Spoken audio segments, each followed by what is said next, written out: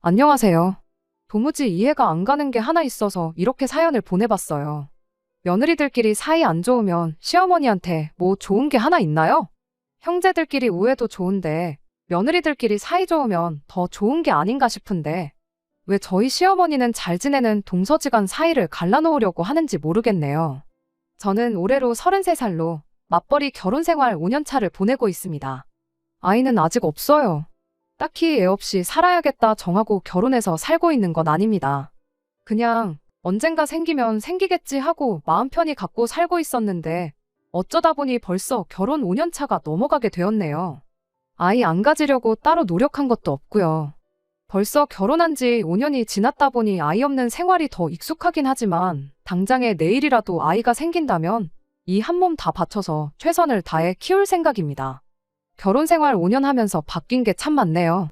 지하철도 안 다니던 저희 동네에는 끝내 지하철이 다니기 시작했고 저희 결혼할 때만 해도 평생 결혼 안 하고 엄마랑 살겠다던 시동생도 결혼을 했고요.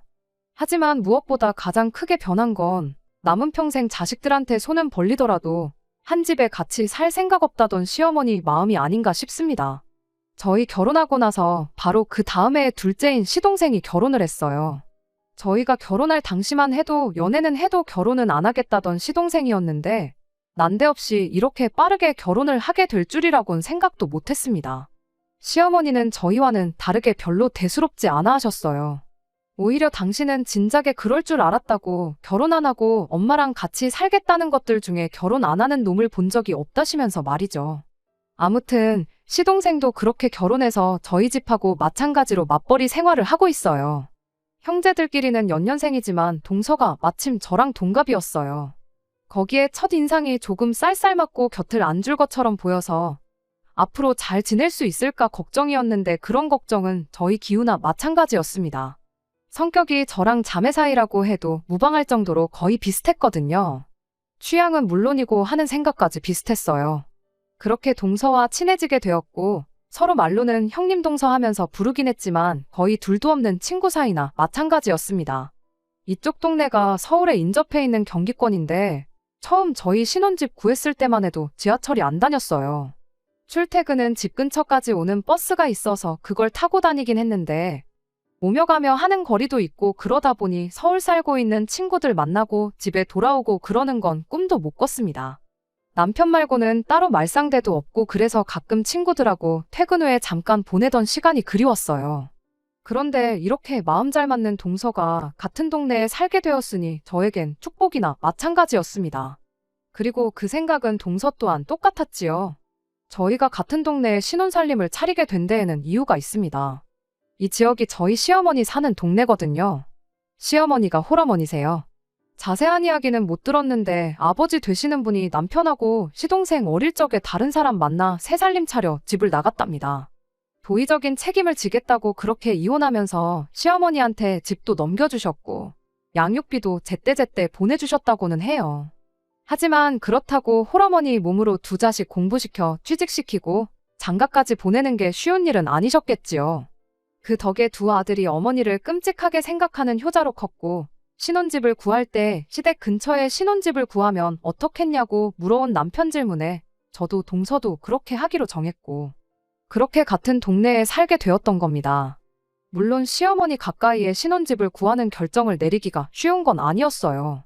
하지만 달리 말하면 가까이 산다는 건 적어도 시어머니와 합가해서 모시고 살 일은 없을 거다는 소리와 똑같다고 생각했어요.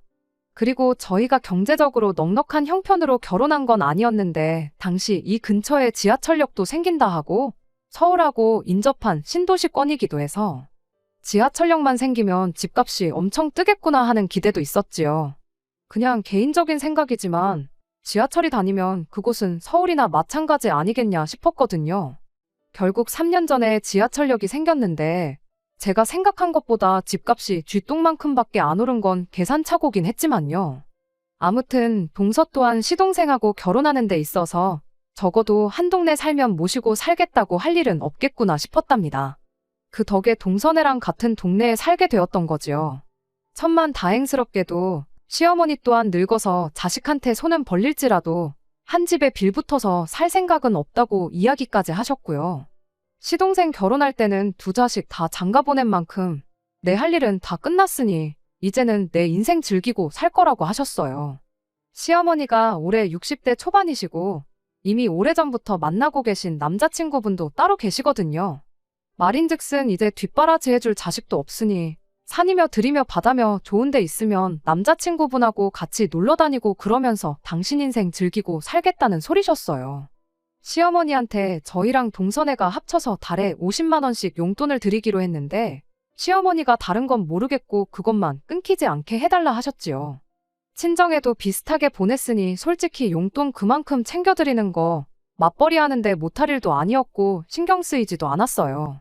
시어머니 집을 기준으로 저희 집은 15분 정도 걸리고 동선에는 저희 집하고 반대 방향으로 10분 거리에 있어요. 집이 가까운 만큼 이따금씩 남편 말고 다른 사람하고 수다 떨고 그러고 싶으면 동서랑 만나서 시간을 보내곤 했어요. 형제끼리 우애도 좋은 편이라 넷이서 자주 만나기도 했고 그렇게 넷이서 시댁도 자주 방문하고 그랬습니다. 그렇게 화기애애하게 잘 지내고 있었다 보니 시어머니가 남편 복은 없었을지라도 자식 복과 며느리 복은 있으시구나 그렇게 생각했어요. 그렇게 작년까지만 해도 아무런 문제가 없이 지내왔는데 작년 여름쯤엔가 남편한테서 정말 생각도 못한 어이없는 이야기를 하나 듣게 되었습니다. 왜? 집값이 조금이나마 오르긴 했다고 했잖아요. 집값이 오른 게 비단 저희 집만 오른 게 아니고 시댁이랑 동선에도 조금씩 올랐어요. 지하철역을 기준으로 가장 가까이 있는 저희가 가장 수혜를 많이 보긴 했죠. 그런데 작년쯤 남편이 뜬금없이 집값도 올랐고 한데 이제 슬슬 넓은 집에 살아보고 싶지 않냐고 저한테 슬쩍 질문을 해왔어요. 넓은 집 싫어하는 사람이 어디 있겠냐마는 저희가 아이가 생긴 것도 아니고 저희 삶에 크게 달라진 건 없었거든요. 집값이 올랐다고 한들 솔직히 다른 지역도 조금씩 집값이 올라있던 상황이었는데 이 집을 판다고 해서 더 넓은 집으로 이사가는 건 아예 시골 동네로 가지 않는 한 불가능에 가까워 보였거든요. 그런데 갑자기 뜬금없게 넓은 집에 살고 싶지 않냐는 소리를 하는 게 뭔 소리를 하는 건가 싶었죠. 남편이 이어서 말하기를 형제끼리 우애도 좋고 배우자들끼리 사이도 좋고 그러지 않냐면서 시어머니랑 동선에 포함해서 세 가구 집값이 다 올랐는데 이참에 집들 정리하고 돈을 모아서 2층 집 같은 거 구해가지고 세 가족이서 같이 살면 어떻겠냐는 겁니다. 이 인간이 갑자기 정신이 나갔나 싶었죠. 합가 이야기를 꺼내도 싫었을 텐데 동선에까지 한 집에 같이 살자는 소리를 해왔으니까요. 그런데 남편은 재수 씨랑 사이도 좋은데 뭐가 문제냐며 이해가 안 간다는 듯이 말을 하더라고요. 사이가 좋은 건 좋은 거고 같이 사는 건 또 다른 문제인 거 모르냐고 바로 따졌죠. 당장 우리만 해도 연애할 때 한 번 다툰 적 없지 않았냐. 그런데 같이 살면서 생활 습관 다른 것 때문에 생각하는 게 달라서 의견 다툼도 생기고 투닥거리도 하지 않았냐고요. 남편이니까 평생 남은 인생 같이 살아야 되니까 어느 정도 이해하고 참고 사는 거지.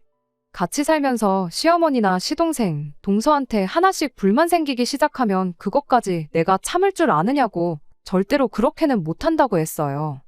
그리고 남편이 결혼 생활 초반에 부모님 합가 문제로 절대 같이 살 일은 없을 거라고 못을 박았던 적이 있었거든요. 그 이야기도 꺼냈지요. 과정 자체는 제 기분만 상하고 서운하게 했지만 결론적으로는 부모님이 한 집에 같이 살 일은 없을 거다는 이야기나 마찬가지였어요. 결혼하고 첫 번째 맞는 겨울이었나 저희 친정어머니가 빙판길에서 크게 넘어지면서 다리랑 허리를 크게 다치신 적이 있었거든요. 집에는 제 남동생도 있고 아버지도 계셨지만 솔직히 저희 집 남자들이 그렇게 믿어온 사람들은 아니에요. 라면 정도나 끓일 수 있을 정도지 저희 어머니 없으면 아마 굶어 죽으면 죽었고 얼어 죽으면 죽었지 자기 손으로 뭘 해먹고 청소 빨래하고 하는 성격은 아니거든요.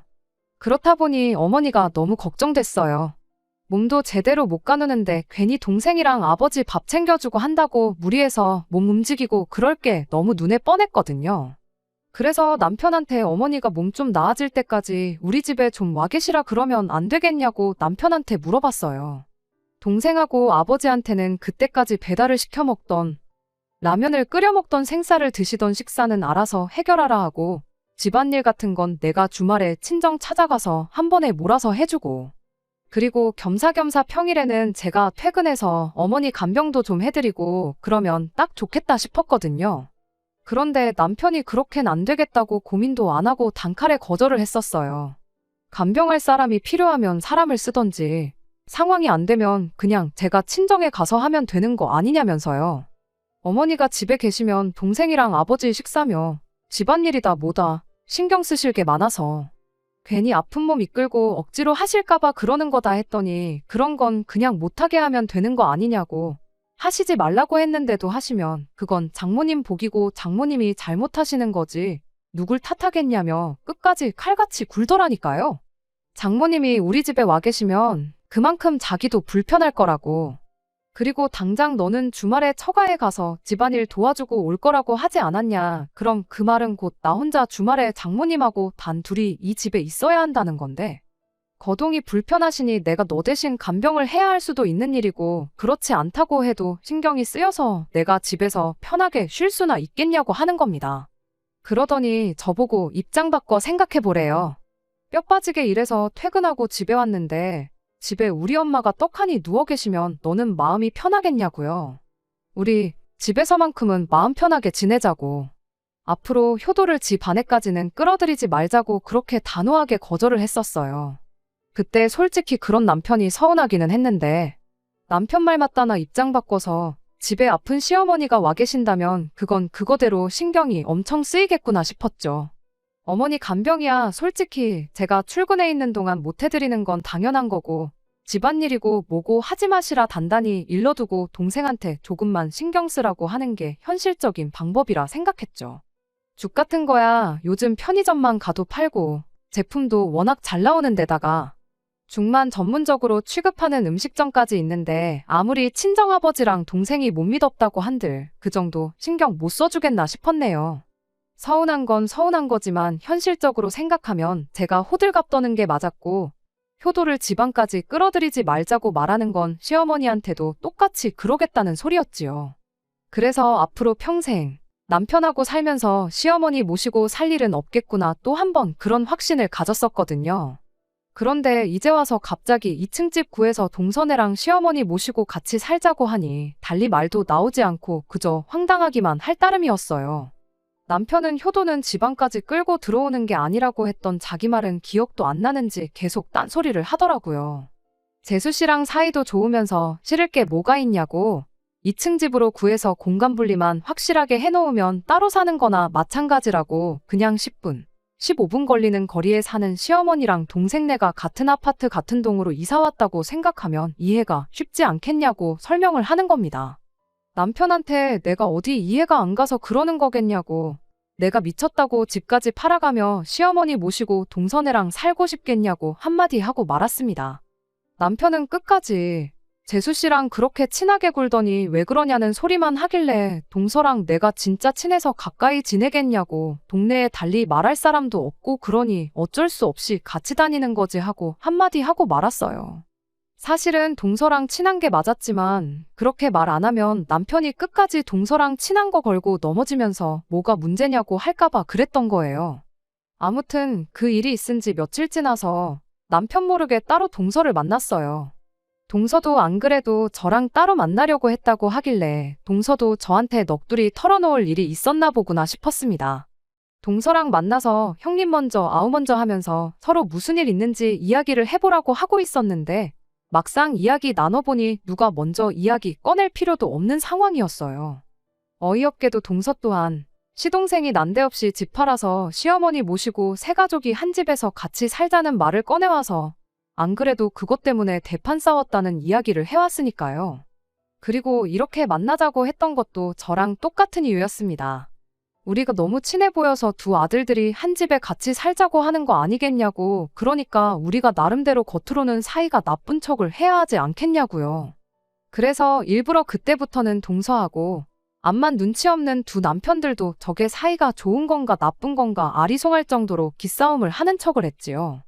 어차피 동서하고는 이미 이야기가 끝나 있던 상황이니 실제 두 사람 사이는 아무런 문제가 없었습니다. 그런데 이렇게 했더니 그건 그거대로 문제가 생기고 말았네요. 동서네랑 저희 집이 다른 점이 하나 있었는데 그건 자녀 계획이었어요. 저희는 애가 생기거나 말거나 운명에 맡기자는 주의였던데 반해 동서는 결혼하자마자 아이를 갖기를 원했었죠. 물론 저도 아예 아이 없이 살고 싶은 생각은 아니었고 나이도 나이다 보니 35쯤 돼서는 더 늦기 전에 아이를 가질 생각이었습니다. 한약을 지어 먹는다거나 뭐 용하다는 분 찾아가서 날짜를 받아온다거나 하는 식으로 나름 노력을 할 생각도 있었고요. 아무튼 동선에는 결혼하자마자부터 아이를 갖기 위해 온갖 노력을 해왔는데 아무리 노력을 해도 아이가 안 생기는 경우였지요. 동서하고 조금 사이가 나쁜 척 연기하기로 했던 이후 얼마 지나지 않아 동서가 시험관까지 시도했는데 결과가 안 좋았어요.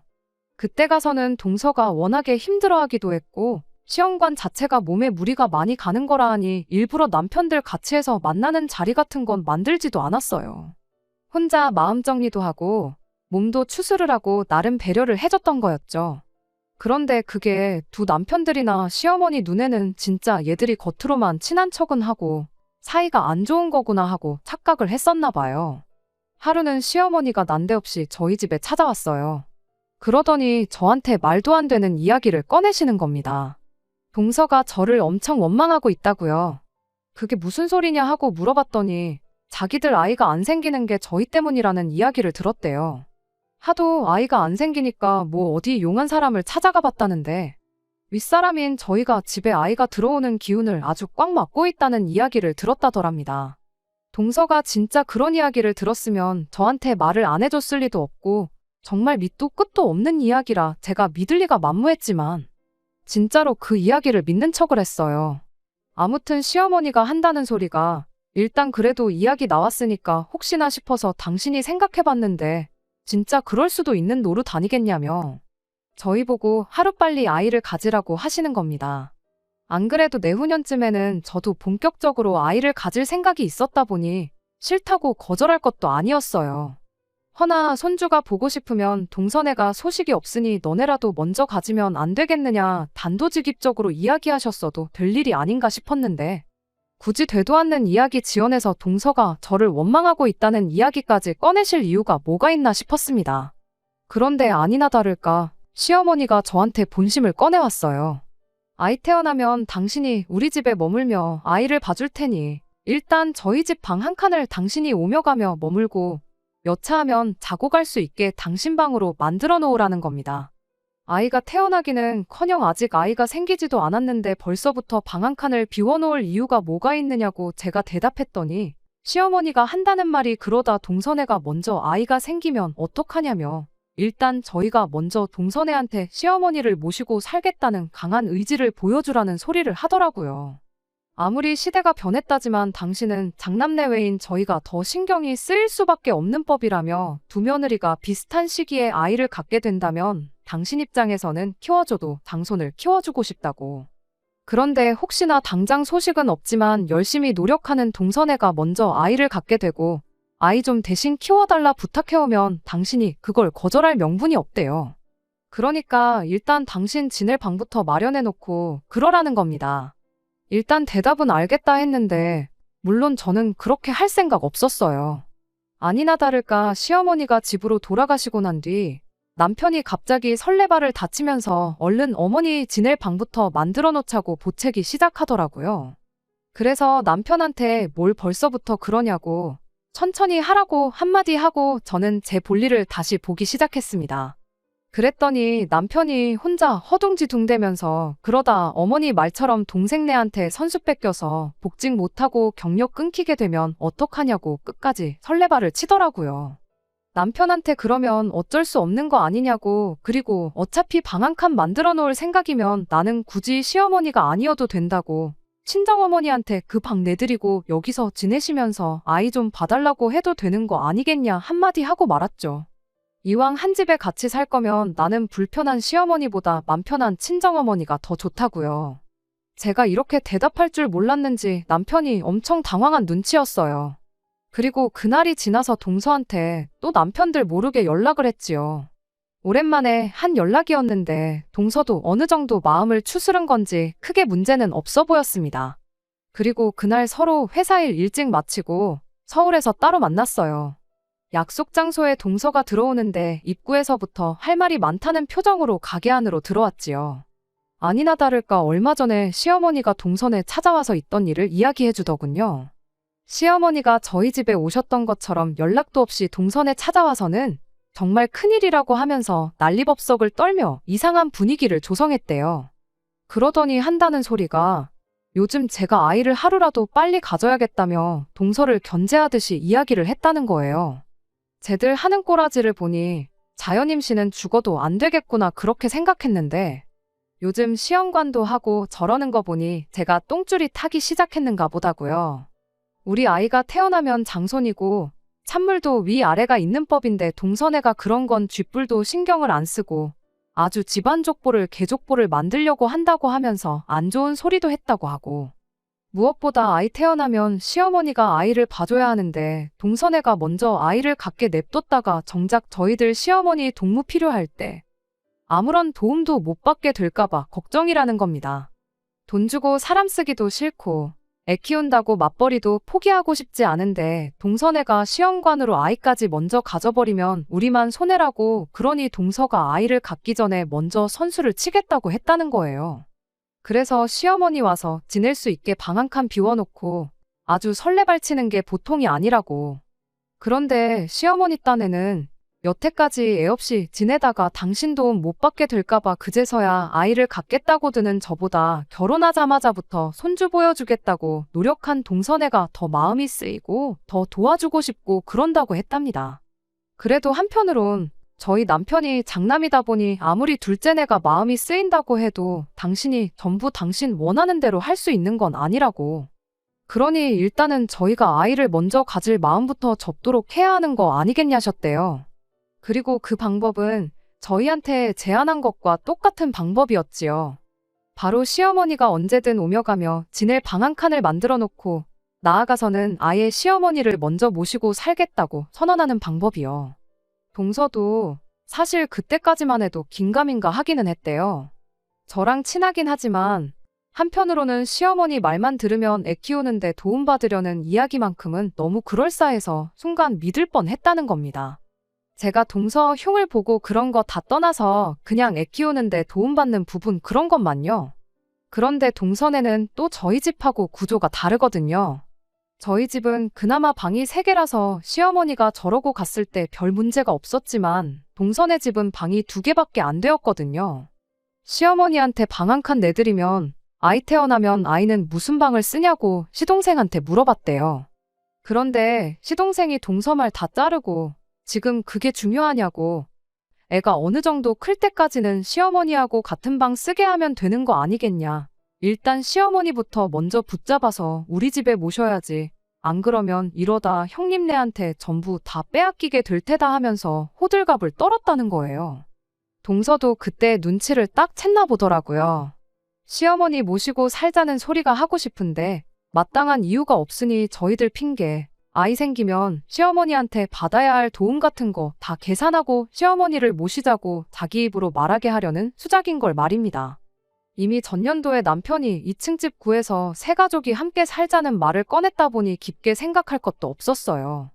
저랑 동서 사이가 좋다는 핑계로 어떻게든 한 집에 같이 살아볼 요량이었는데 막상 까놓고 보니 둘이서 기싸움 엄청 하고 사이도 안 좋아 보여서 어떻게든 그걸 활용해서 두 아들 집 중에 아무데나 시어머니를 모시고 살게 할 생각이었던 겁니다. 사실상 두 남편들한테는 누가 어느 집에서 시어머니를 모시던 크게 상관이 없었던 거죠. 그런데 방법이 참 어이가 없잖아요. 모시고 살고 싶으면 두 며느리들 경쟁심을 유발시켜서 부추길 게 아니고 저희들은 어떻게 생각하는지 의견 먼저 물어보는 게 적절한 방법 아니겠나요? 그런데 세 가족이서 한 집에 같이 살자고 하질 않나?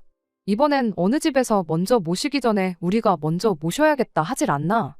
저희들 의사는 하나도 묻지 않고 통보하듯 자기들끼리 결정해서 되도 않는 연극하면서 시어머니 모시게 하려는 그 정신머리가 너무 괘씸했습니다. 물론 시어머니가 아이를 봐주신다면 당연히 유리한 점이 많겠지만 동서도 저랑 생각하는 게 똑같았어요. 아이 봐주신다는 핑계로 언제까지 집에 머무르게 될지 아무도 모르는데 그렇게 오랫동안 모셔야 한다면 차라리 방 하나 비워놓고 각자 친정어머니 오며 가며 하게 만들어 놓는 게 며느리들 입장에서는 100번 나은 거 아니겠나요? 일단 동서하고 미리 이야기도 맞춰놓고 한 덕분에 서로 관계까지 소원해져 가며 억지로 시어머니를 모시는 일은 피한 것 같아요. 그래도 도무지 이해가 되지 않네요. 여지껏 한 집에 같이 살 생각 없다고 당신 인생 즐기고 살겠다는 시어머니가 갑자기 저렇게 합가를 하려고 하는지. 그리고 그 방법이 하필 다른 것도 아니고 며느리들 사이를 이간질해서 그러려는 건지 말이에요. 저희가 시어머니를 일부러 멀리한 것도 아니고 신혼집도 시댁 근처에 구하고 나름 자주 시댁 왕래하면서 남들 하는 거 이상은 했다고 생각하는데 며느리들 사이 이간질 시켜서 시어머니가 얻을 수 있는 게 뭐 있는 것도 아니잖아요. 혹시 이런 시어머니 심리를 설명해 주실 분들 계시면 알려주세요. 이 상황이 너무 황당하고 당장 남편이나 시어머니한테 왜 이런 개수작을 부리시냐 따져묻고 싶지만 이유가 뭔지나 좀 알고 그러고 싶거든요. 안녕하세요. 얼마 전에 시어머니랑 동선에 세 가족이서 2층 집에 같이 살자고 하다못해 시어머니가 나서서 며느리 사이 이간질 시켜 어떻게든 한 집에 합가하려고 한다는 사연을 보냈던 쓰니입니다. 여러분들이 보내주신 의견은 동서랑 같이 해서 잘 봤어요. 여러 가지 의견이 있었는데 시어머니가 저러셨던 게 알고 보니 정말 별것도 아닌 이유였습니다. 그냥 모르는 척 넘겨봐야 시어머니가 몇 번이고 계속 저랑 동서 이간질 시켜가며 계속해서 합가를 시도하실 것 같아서 이참에 한번 제대로 짚고 넘어가야겠다는 생각이 들었어요. 그래서 오랜만에 세 가족이 전부 모이는 자리를 만들었습니다. 계획한 대로 그날 세모자가 무슨 생각으로 저랬는지 그 이유를 알게 되었어요. 일부러 그날에는 동서랑 더 유난을 떨면서 사실 사이가 나쁜 게 아니고 좋다는 티를 더 냈지요. 세 사람 전부 앞불싸 싶은 표정을 짓고 있는 걸 보니 아무래도 저희가 사이가 나쁘구나 싶어서 경쟁 심리를 부추겼던 게 맞다는 확신이 들었습니다. 그리고 시어머니한테 이야기했어요. 저는 애 없이 살다 보니 아예 없이 사는 편이 나은 것 같아서 그냥 앞으로도 쭉 아이 없이 살아야겠다 말했고 동서는 그동안 들어서지도 않는 아이 갖겠다고 이것저것 시도해보다가 건강이 많이 상한 것 같아서 일단 마음 편히 갖고 당분간 아이 생각 없이 몸조리하는데 집중하겠다고 말했죠. 말인즉슨 당장 저나 동서나 급하게 시어머니 머물 공간까지 만들어가며 아이를 가질 생각 없다는 소리였지요. 그러니 시어머니도 괜히 누구 집에든 들어와서 같이 살 생각 안 하셔도 된다고 빙 돌려서 말하는 것과 다름없었어요. 더 이상 합가를 해야 할 명분이 사라졌으니 시어머니도 두 남편들도 조금 당황한 모습이었어요. 하지만 시어머니가 금세 눈치채신 것 같더라고요. 저희가 이미 일이 어떻게 돌아가는 상황인지 눈치챘고 합가할 생각 없다고 저희 의견을 이야기하는 것이라는 사실을요. 아니나 다를까 시어머니가 먼저 입을 열었어요. 두 자식들 취직시키고 장가까지 보낸 만큼 당신 할 일은 끝났다고 생각했고 그렇게 당신 인생 즐기면서 남자친구분이랑 좋은데 놀러 다니고 하면서 지내면 되겠구나 싶으셨답니다. 그런데 그 남자친구분이 재작년에 장가 보낸 자식네로 합가를 하게 되었대요. 그러면서 그분이 멀리 이사를 나가시게 되었고 그만큼 자주 못 만나게 되었답니다. 거기에 작년에는 그 집에 아이까지 태어나면서 남자친구분이 손주 봐야 된다고 밖에도 잘 안 나오게 되었고 그 덕에 시어머니는 거의 혼자서 지내는 거나 다름이 없었다네요. 그런데 그 집은 며느리가 나서서 남자친구분을 모시고 살겠다고 나섰다는데 우리 집은 뭐냐고. 나는 며느리가 하나가 아니라 둘이나 있는데 누구 하나 선뜻 나서서 모시고 살겠다는 사람도 없고 힘들게 아들 2명 키워서 제대로 효도도 못 받고 이게 다 뭐냐 싶으셨답니다. 그래서 재작년에 두 아들이 2층 집 이야기를 꺼내오면서 시어머니를 모시자고 했던 거였어요. 그런데 그 계획이 수포로 돌아가고 그러다 이번엔 작전을 바꿔서 저랑 동서 경쟁 심리를 부추겨서 합가를 하려던 계획을 세웠던 거죠. 그러던 중 시어머니한테 남자친구가 조언이랍시고 들은 게 애 키워준다고 하면 며느리들이 앞다퉈서 당신을 모시겠다고 할 거란 이야기를 해줬다는 겁니다. 그분 자식도 원래 같이 모시고 살 생각이 없었고 홀아버지 신경 쓰기도 싫어서 신혼집도 최대한 멀리 구했던 건데 막상 애 봐주는데 사람 쓰고 그러려니 돈 아깝고 그래서 아이 크는 동안만 같이 살기로 했다는 거죠. 시어머니는 그 이야기를 듣고 바로 계획에 옮기고 싶었지만 저도 그렇고 동선에도 그렇고 당장 아이가 없으니 키워준다는 이유로 합가는 못하겠다 싶으셨던 거예요. 그래서 저희 두 사람 이간질을 시켜서 둘 중에 아무나 먼저 입에서 시어머니 모시고 살겠다는 말이 나오도록 경쟁 심리를 부추겼던 거랍니다. 시어머니 입장에서는 남자친구분과 당신 상황이 비교가 되니 아쉬울 수도 있는 상황이겠구나 이해는 갔지만 당장 이해가 가지 않는 부분이 있어서 시어머니한테 대놓고 물어봤지요. 모시고 살겠다는 말이 꼭 며느리 입에서 나와야 하는 거냐고요. 혼자서 지내시는 게 외로우셔서 그러는 거면 저도 그렇고 동서도 그렇고 어머님께 아드님들 양보해드릴 의향이 있다고요. 어차피 회사 일 때문에 저녁 7시는 돼야 집에 들어오는데 집으로 퇴근시킬 게 아니고 그 길로 어머님 댁으로 직행하라고 하겠다고. 그리고 어머님 주무시는 시간까지 있다가 오라고 할 테니 원하는 만큼 효도 받으시라고 했죠. 어차피 집이 10분 거리밖에 안 되는데 잠만 집에서 자면 되는 거 아니겠냐고. 그리고 원하시면 어머님 기상시간 전에 남편들 책임지고 깨워서 어머님 댁에 보내다 드리겠다고까지 했습니다.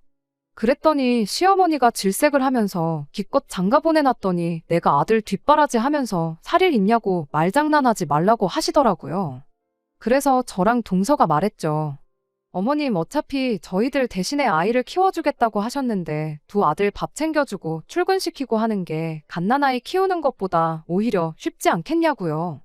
저희들 집에 합가를 한다고 해서 맞벌이하는 저희들이 어머님한테 해드릴 건 별로 없다고요. 오히려 아이 돌봐야 한다고 하루 종일 어디 밖에도 못 나가고 집에만 계셔야 할 텐데 어머님 그거 감당 가능하시냐고 물었습니다. 그냥 차라리 여태까지 그래왔던 것처럼 엎어지면 코 닿을 데 사는 두 며느리들이 사이좋게 지내면서 시댁에 자주 와서 어머님 챙기고 하는 게 어머님한테는 더 유리한 거 아니시냐고요. 꼭 모시고 산다고 해서 그게 효도고 안 모시고 따로 산다고 해서 불효고 그런 거 아니라고 했습니다. 어머님 남자친구분 아이 돌본다고 어디 밖에도 못 나가고 집에만 계신다는데 진짜 행복하시냐고 한번 물어봐 보시라고 했죠. 손주 봤으니 당연히 행복하시겠지만 꼭 합가를 안 해도 손주는 저희도 매일같이 보여드릴 수 있다고요. 그랬더니 시어머니가 아무 말도 못하고 계시다가 그제서야 저희 뜻을 알게 되신 건지 미안하다고 사과를 해오셨어요. 남자친구분이 어떻게 지내는지도 모르고 그냥 자식이 모시겠다고 해서 한 집에 사는 것 보고 부러워서 그런 것 같다고. 이야기 듣고 보니 니들 말이 틀린 게 없다시며 저희한테로 다가오셔서 저희 손을 꼭 붙잡아 주시곤 그냥 이대로 가족들끼리 우애 좋게 사이좋게 지내자셨습니다. 그 와중에 눈치 없는 두 남편들이 분위기 파악도 못하고 가까이 와서 그러자고 이대로 행복하게 지내자고 저희들 어깨를 같이 감싸더라고요. 그와 동시에 저랑 동서가 두 남편들한테 니들은 낄 때 끼라고 우리들한테 말 한마디 물어보는 게 그렇게 어려웠냐고. 당신들은 우리랑 집에 가서 이야기 좀 따로 해야겠다고 한마디 하고 말았습니다. 아무튼 그 뒤로 시어머니 합가 이야기는 쏙 들어갔어요.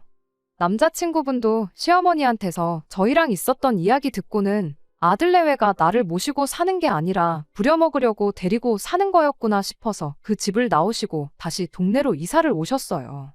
이야기 나온 김에 시어머니 집에서 같이 지내시기로 한 것 같고요. 그래서 두 분이 요즘 놀러 다니시느라고 저희들 집에는 얼씬도 안 하세요. 남편들도 이번 일을 계기로 혼자 생각할 게 아니고 저희들 말만 들으면 중간 이상은 간다는 걸 깨달았는지 사소한 것까지 하나하나 다 허락받고 물어보고 하고 있고요. 잠깐 시어머니가 합가 때문에 문제가 생기긴 했지만 오해는 다 풀렸으니 지난날처럼 즐겁게 지내는 일만 남은 것 같네요. 끝까지 들어주셔서 감사합니다. 오늘의 사연은 여기까지입니다. 구독과 좋아요, 알람 설정 부탁드리고 더 좋은 사연으로 다시 찾아뵙겠습니다. 감사합니다.